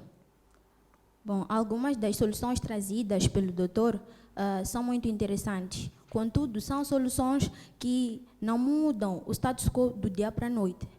E é bem sabido por todos nós que aqueles jovens, tal como qualquer homem, nós buscamos por resultados ou ações que possam nos trazer produtos imediatos, ou seja, um dinheiro fácil que não necessariamente dependeria de muito tempo que as soluções que o Dr. Machel trouxe aqui. E isso pode levar ou dificultar o envolvimento daqueles jovens nas soluções mesmas que o doutor também trouxe aqui. Então, gostaria de saber do doutor que mecanismos o doutor acha que ajudariam ou levariam a romper esse pensamento dos jovens em esperar por uma solução que viria imediatamente e não a longo prazo, conforme as soluções trazidas aqui por ele. Obrigada. Muito obrigada. Temos uma intervenção aqui, à frente. Boa tarde. Chamo-me Lúcia Macamo Matola, represento a Fundação MASC. A minha questão vai direcionada ao último interveniente do painel, o Dr. Maxwell, ou o Sr. Maxwell, como se for melhor. Estive recentemente em Palma a fazer uma pesquisa e notei algumas dificuldades de resiliência da comunidade. Pode posicionar melhor o seu microfone, Notei por favor, algumas obrigada. dificuldades de resiliência da comunidade. Receberam ajuda, subsídios da Total, mas a vida não mudou. Não sei se me faço perceber em termos da vida, não só econômica, mas desenvolvimento, resiliência. O que se pode esperar de um Moatize que passa de 60 para 125, para 250, para 500 mil daqui a 5 anos? Hoje, em Palma, não é possível obter trabalho comunitário porque tudo é dinheiro. É difícil porque a comunidade está mercantilizada por causa dos projetos que lá estão. E o que se pode esperar de Moatize e o que Moatize faz para ser diferente das comunidades que já estão habituadas a receber subsídios de projetos? Obrigada. Muito obrigada. Na verdade, Moatize já está isto antes de Palma, antes dos projetos de Cabo Delgado. Mas mais alguma intervenção? Temos uma ali no fundo. Mas o Maxwell vai responder, sem dúvidas. Boa tarde. Aqui é Azamad Sheikh, sou jornalista e sou independente. A minha questão vai para o Dr. Abdul, que falou da exploração ou da iminência da exploração do gás em Sofala, concretamente em Búzios. A abordagem do Dr. Abdul foi, na minha percepção, ligada a aspectos econômicos, deixando em algum momento de lado os direitos humanos. Indo diretamente à questão de que forma as experiências que temos de exploração desse recurso, falo mesmo de Temane, gás de Temane, que está a ser explorado pela Sasol já há um pouco mais de 20 anos, e como é que o distrito de Búzios, através do governo de Sofala no geral, pode aproveitar de modo a não ter o mesmo cenário que se viveu, que se vive, nesse caso, em Temane. É tudo e obrigado. Muito obrigada. Não vejo mais nenhuma. Ok, temos uma aqui. Uma intervenção. Vamos fazer a última agora. Voltamos aqui ao painel e, havendo tempo, retomamos para os nossos... Antes, aqui, depois passo para si. Mais uma vez, boa tarde. Primeiramente, agradecer, não é, pela oportunidade de trazer trabalhos aqui com evidências e com qualidade. É muito importante falarmos com conhecimentos de causa. Eu vi aqui nos relatos 2 problemas em comum. Falo de trabalho infantil e também falo da exploração ilegal. Eu gostava de perceber as estratégias que já existem. Por que está a falhar? Onde é que está a falhar? A culpa é do governo ou das pessoas que trabalham nas instituições do governo, para poder colmatar este trabalho infantil que já vem nos assolando há muito tempo. Muito obrigada. Muito obrigada. Antes de passar a palavra a si, gostava de saber da equipe técnica se temos alguma intervenção por via das plataformas digitais. Não temos, então devolvo a palavra a si, que será o último interveniente, depois retomamos aqui ao painel. Obrigada. Obrigado, Fátima. Boa tarde a todos e a todas. Meu nome é Jaime Newton God e sou pesquisador. Primeiro, felicito pelo tópico que está-se a abordar, indústria extrativa, recursos naturais e direitos humanos. mas eu também gostaria de refletir na vertente de o direito ao desenvolvimento, no sentido de que os recursos naturais, eles devem ser vistos como um elemento que servem para promover o desenvolvimento de todos os segmentos da sociedade. E quando estamos a falar disso, estamos a falar de um processo de expansão das liberdades civis e políticas. O primeiro interlocutor apresentou um pouco sobre isso, sobre a questão do direito ao trabalho, mas também estamos a falar da questão dos direitos sociais e econômicos. Então, nessa dimensão, eu, pela apresentação que foi aqui ilustrada, dá para ver que nós, enquanto país, estamos a retroceder nessas matérias. Mas, por outro lado, há uma dimensão muito crítica que tem a ver com o fato de que a existência dos recursos naturais que são explorados pelas corporações multinacionais tendem a afastar as comunidades locais e do governo, que é uma questão muito crítica.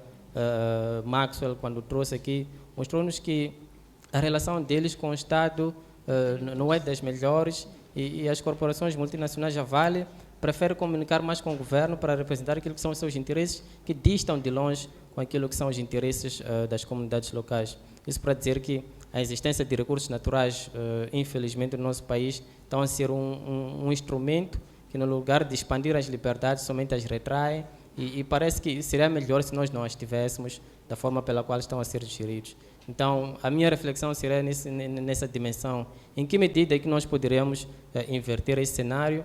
E estou a lembrar um pouco sobre o relatório que foi apresentado pelo Instituto de Estudos de Segurança, ISS, que também trouxe essa dimensão de que em Cabo Delgado a existência de recursos naturais também está sendo uma das causas do terrorismo. Então, isso também viola os direitos humanos e acaba afetando aquilo que é o direito ao desenvolvimento que todos nós temos enquanto um direito fundamental. Muito obrigado. Muito obrigada. Eu vou voltar aqui ao painel. Só quero assegurar que realmente não temos mais nenhuma intervenção. Então, eu vou iniciar aqui com o Dr. Salvador, para fazer alguns comentários. Foram levantadas aqui questões sobre de quem é a culpa, a responsabilidade de assegurar que os direitos humanos sejam respeitados, é das empresas, é do Estado, de quem é a responsabilidade. E peço a sua capacidade de síntese e as notas finais, porque já estamos mesmo a caminhar para o fim. Está, pode ser.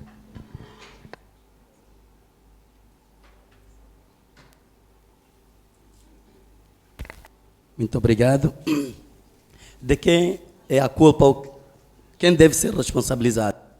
Eu penso que, olhando o que esses garimpos são, nós temos lá aqueles que nós chamamos os gestores do garimpo. Eu poderia chamar, em nome vulgar, os donos do garimpo. Esses donos do garimpo conhecem as leis moçambicanas e, sobretudo, a Carta dos Direitos Humanos. São pessoas que estudaram e eu penso que esse estudo que tiveram agora ignoram-no, não é? Pretendem que não sabem que está a acontecer alguma coisa de errado. Por exemplo, trazer crianças e incutir nessas crianças que são adultas. Não é? Seria forçar a mente da criança a aceitar aquilo que ela não é. Portanto, quem deve ser responsabilizado é sensibilizar os gestores dos garimpos. Quem recebe no final do dia o ouro já processado? Vamos dar o exemplo concreto no garimpo de Lupiliche ou no garimpo de Lilace em Mavago. Quem recebe? E nós temos evidências, desculpe por dizer, temos registros de quantos quilos de ouro ou pedras de rubi são coletadas no final de um mês. E quem é o guarda desses produtos finais? Portanto, são pessoas que conhecem as leis, conhecem o modus de vida do governo moçambicano e pretendem não ver que existe um mal. Portanto, contratam essas crianças. Portanto, é um mal que deve ser combatido. Olha, você está a fazer uma coisa errada. Trazer crianças aqui e usar as crianças para o seu benefício. Usar as crianças para o seu benefício. E isto, pouco a pouco, vai se expandindo até nas nossas comunidades. Se nós vamos nos mercados informais, encontramos crianças que dizem: eu posso te ajudar se você compra uma lata de batata ou uma lata de feijão. Posso te ajudar, papá, para me dar um 10, um 5. Já não estamos no garimpo. Não estamos no garimpo, estamos nas nossas famílias. Portanto, eu penso que a responsabilidade deve ser de todos aqueles e de todos nós que lidamos com as crianças. Não é? Notas finais. Notas finais. Eu penso que só devo agradecer. E os debates são bonitos e esses momentos são inesquecíveis. E eu penso que devem ser expandidos às comunidades onde fizemos, vamos supor, as pesquisas. Expandir para lá. Ir em Lixinga, ir em Sanga, ir em Mavago. Vou dar um exemplo concreto. Lixinga tem distritos como se fosse uma província. Vou dar um exemplo concreto. Mavago pode se comparar a Maputo, desculpe dizer assim, por extensão. Mas para chegar lá precisamos de recursos, não é? Transporte, finanças e companhia, dinheiro. Mas ir a aquelas comunidades e informar que o vosso direito é este. Você não pode vender a pedra de rubi por 100 meticais. O que nós sabemos, e que estamos lá na capital, estamos no Maputo, é que a pedra de rubi é tanto. E você não pode vender a pedra de rubi por 100 meticais porque você está aqui. E não pode ir à cidade de Lixinga ou não pode ir à capital. Está vendo? Então, ir para lá para manifestar isso. Então, muito obrigado. Muito obrigado. Desafio, não é? Muito obrigada. Eu passo a palavra, então, ao Dr. Setemane.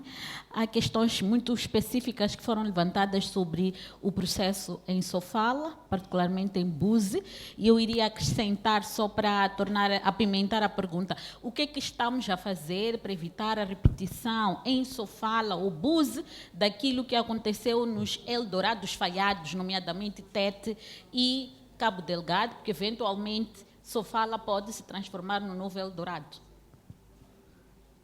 Mais uma vez, muito obrigado. Tem que ser feitas 3 coisas. Primeiro, é a prevenção. Segundo, é a educação. Não quero dizer que vamos educar pessoas adultas, mas temos que fazer algo que se assemelhe a isso. E, em terceiro lugar, é a assistência. Prevenção, todos nós sabemos, é preciso anteciparmos-nos a algumas coisas, para que elas não aconteçam. Isso é como na medicina. Prevenir é sempre bom prevenir do que remediar. Prevenção é melhor que a cura.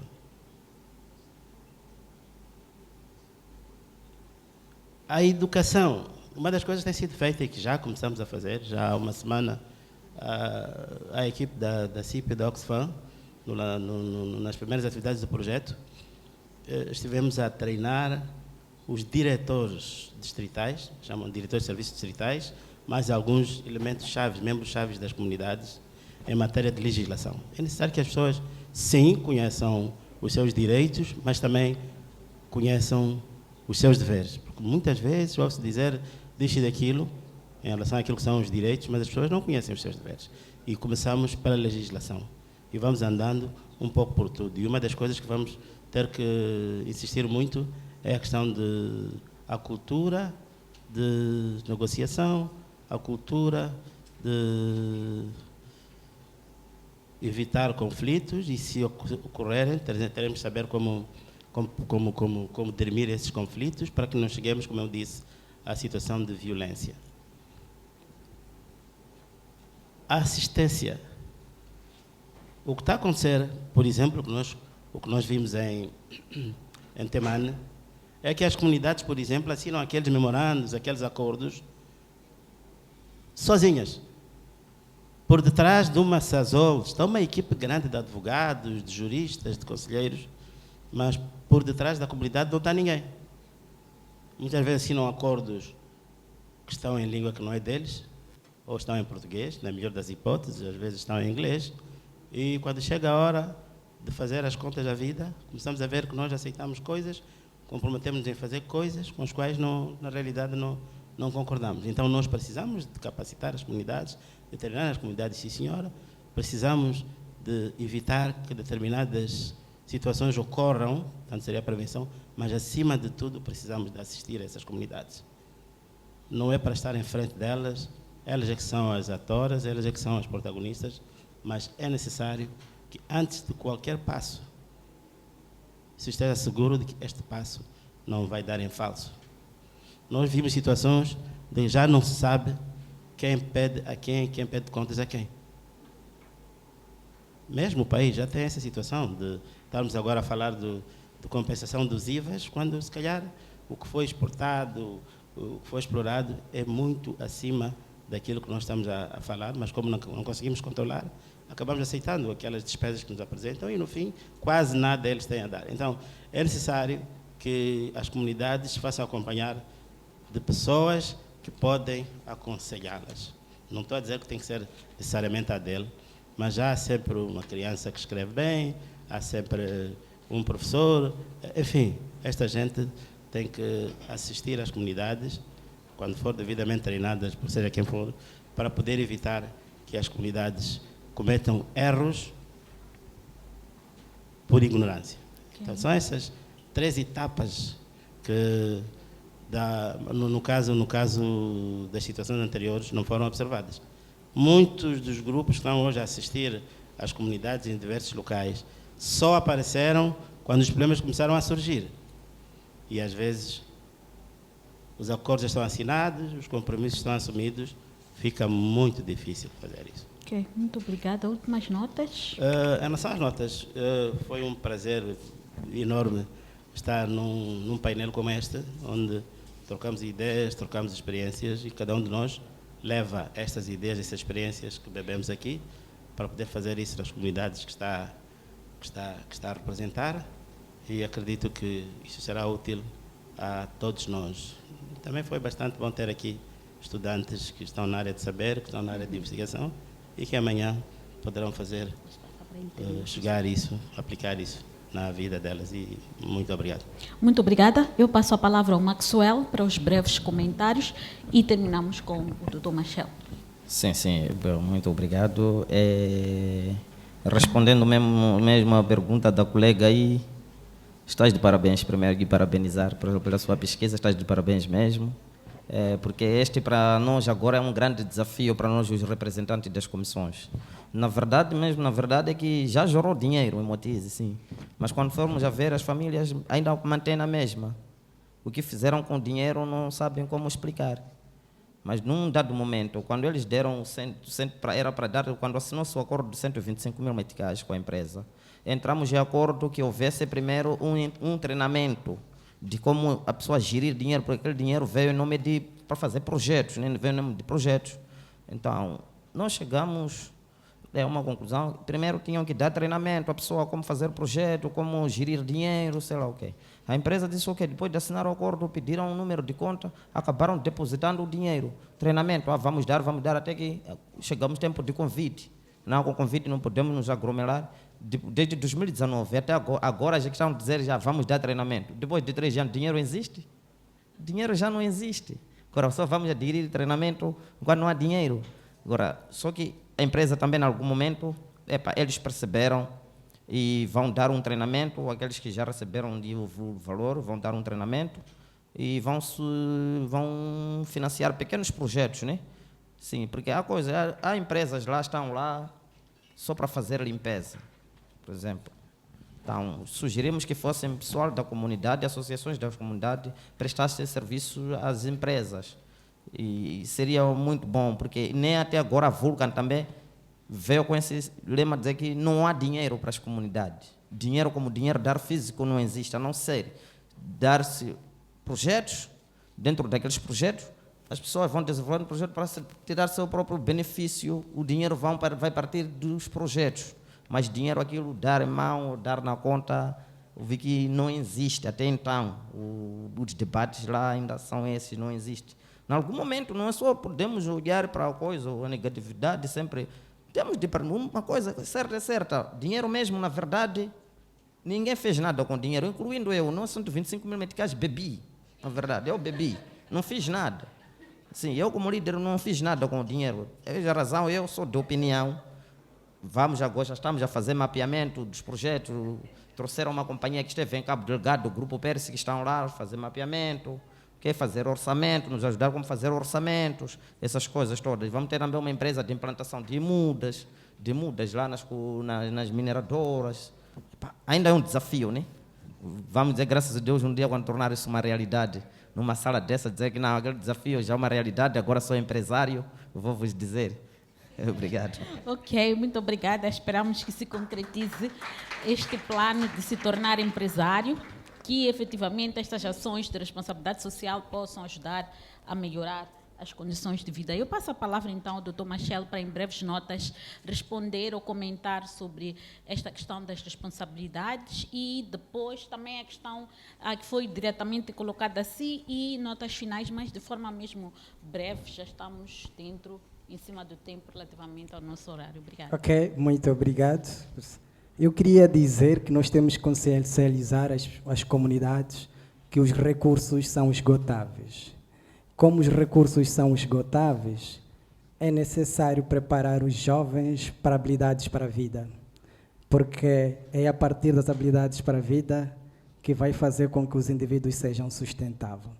E eu concordo muito bem que o Rubi ela tem um poder atrativo, porque numa pesquisa que nós fazíamos sobre a invasão escolar, os pais encarregados de educação diziam: eu mando o meu filho para o Rubi, se conseguir pegar uma pedrinha, nós já temos uma motorizada, já temos a casa coberta de chapas. Não porque não existam medidas de curto prazo. Já havia a questão de produção de frangos de corte, mas isso foi abandonado porque o rendimento não é aquele esperado pelos jovens. Os jovens querem pegar 1 milhão de meticais e não querem pegar 250 ou 10 meticais. É essa perspectiva que faz com que acabam abandonando aquelas que são as boas práticas que poderia ajudar, do ponto de vista da sustentabilidade, quando os recursos assim se esgotarem. Como eu dizia, o ser humano é um ser insatisfeito por excelência. Quando uma necessidade é satisfeita, emergem outras necessidades. Então, este é um processo que temos que fazer todos os dias, como ativistas sociais, como pesquisadores, como pais, assim como o ESO está a trazer esta conferência, de modo a consciencializar a todos que é uma luta de todos, não uma luta de forma individual. Quando olhamos de quem é a responsabilidade, de por que os adolescentes vão ao garimpo, eu encontro aqui vários atores. Os pais encarregados da educação, encontro os ditos boices, que são os indivíduos que influenciam os jovens e fomentam a questão do garimpo, também faz parte, mas também olho para os líderes comunitários, os conselhos consultivos, do ponto de vista de consciencializar o dia que faz dia. O próprio Estado também, do ponto de vista de garantir aquilo que é a integridade física daqueles adolescentes. Então, é nessa perspectiva que todos nós somos chamados. Mas a mudança de comportamento é um processo. É neste processo na qual cada um de nós tem que dar o seu contributo para cada dia que passa melhorar aquilo que é os direitos humanos nas nossas comunidades. Em forma de considerações finais, primeiro, é um prazer estar num painel desta natureza e depois era um sonho também estar ao lado da Fátima Bembir por aquilo que é a coragem que tem tido do ponto de vista como ativista. E, em último, agradecer pelo convite que me foi formulado. Foi um momento de muita aprendizagem e, a partir disso, também trouxe-me consciência, olhando para o relato do indivíduo que teria vivido, e isto é mais estimulante, e tendo em conta, como eu disse, eu trabalho com averiguação de casos, é necessário. Há relatos que até acabam me traumatizando como averiguador. Então, muito obrigado pela oportunidade que tive. Okay. Muito obrigada a todos os painelistas, Dr. Abdul, Maxwell, Dr. Salvador e Machel, pelas riquíssimas contribuições para este debate. Permitam-me, antes de fechar, só fazer umas brevíssimas notas de resumo, só relativamente às questões de direitos humanos e indústria extrativa. Talvez dizer que a questão do garimpo tem de ser vista num contexto histórico. O garimpo sempre foi uma atividade, quer dizer, a exploração artesanal de recursos minerais sempre foi uma atividade econômica das nossas comunidades. O advento do extrativismo veio criar uma nova forma de informalização desses grupos que exploram os recursos aos projetos, não incluí-los como parte, portanto, da exploração desses recursos. Acho que o garimpo tem estado a ser muito fomentado justamente por esta exclusão.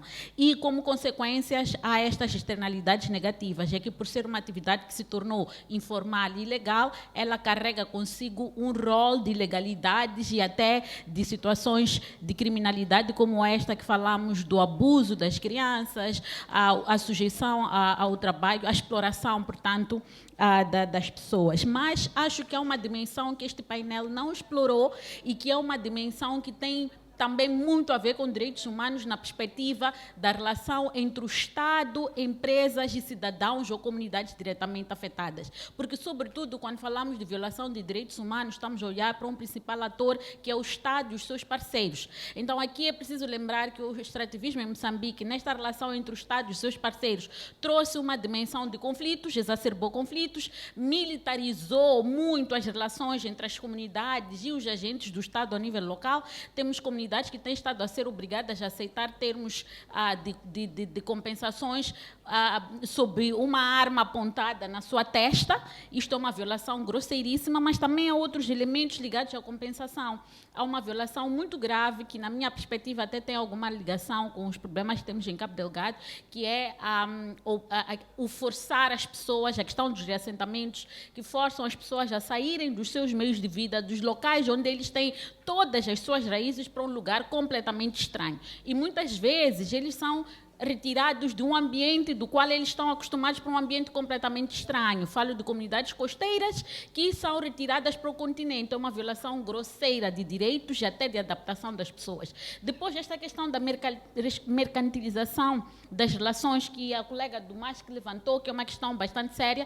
Enquanto as pessoas vivem da agricultura, vivem da pesca, de repente chega um projeto, tudo temos que pagar. Eu não trabalho, não tenho uma fonte de rendimento que me permita entrar nessa relação mercantil, e eu tenho que me ajustar a isso. É outra violação que cria outro tipo de relações em que o pai de família que não tem dinheiro corre riscos de ser desautorizado diante da sua família. Depois tem os conflitos intercomunitários, que é como é que tiramos uma comunidade de uma zona para uma outra comunidade que já tem lideranças, e isso vimos em Namanhumbir. Penso que é uma questão muito concreta de comunidades que foram consideradas vientes no passado, porque vinham de outras zonas fugidas da guerra, se instalaram ali, foram expulsas. Depois, agora, o governo vem e diz: vocês têm que se reassentar de lá onde vocês foram expulsos. Depois se pergunta: ok, nós vamos voltar, quem será nosso líder? Aquele mesmo que esteve em frente do processo que retirou aquelas comunidades. Portanto, isto também é uma violação, sobretudo do ponto de vista do direito a se instalar onde eu quero me instalar, a circular de forma livre, a me sentir livre no local onde eu vivo. E, finalmente, na questão do acesso aos recursos. Nós não estamos a falar sobre esta questão do acesso aos recursos. Em Moatize, falamos aqui dos joleiros, que a forma de... Ele não detalhou o trabalho dos joleiros, como foi afetada pela exploração mineira, mas podemos ver, por exemplo, comunidades que saíram de uma zona para uma outra, que já não têm acesso a um rio, onde, por exemplo, tinham acesso direto à água. Começam a ficar dependentes do acesso à água por via de uma companhia que tem que vir com caminhão cisterna toda hora. E depois, ou também tem acesso a uma floresta que, de repente, deixaram de ter acesso porque essa floresta está dentro da área de concessão. Portanto, são muitas questões de direitos humanos que devem ser aprofundadas, e eu queria deixar um repto aqui como uma recomendação ao projeto nessa componente de direitos humanos, que é importante que anualmente nós façamos uma espécie de estado das artes dos direitos humanos e indústria extrativa em Moçambique, porque as violações são muito altas, as pessoas estão voltadas à pobreza. O extrativismo que era esperado, que trouxesse desenvolvimento, está a sujeitar as pessoas a uma pobreza extrema, porque as pessoas perderam os seus meios de vida. Ou seja, aquele que saía, andava uns 10 passos até ao rio ou ao mar, vai passar a andar 10 quilômetros até ao mar. Então, acho que é importante que a gente monitore de forma regular as situações de direitos humanos e indústria extrativa. Posto isto, eu quero pedir uma salva de palmas a este riquíssimo painel.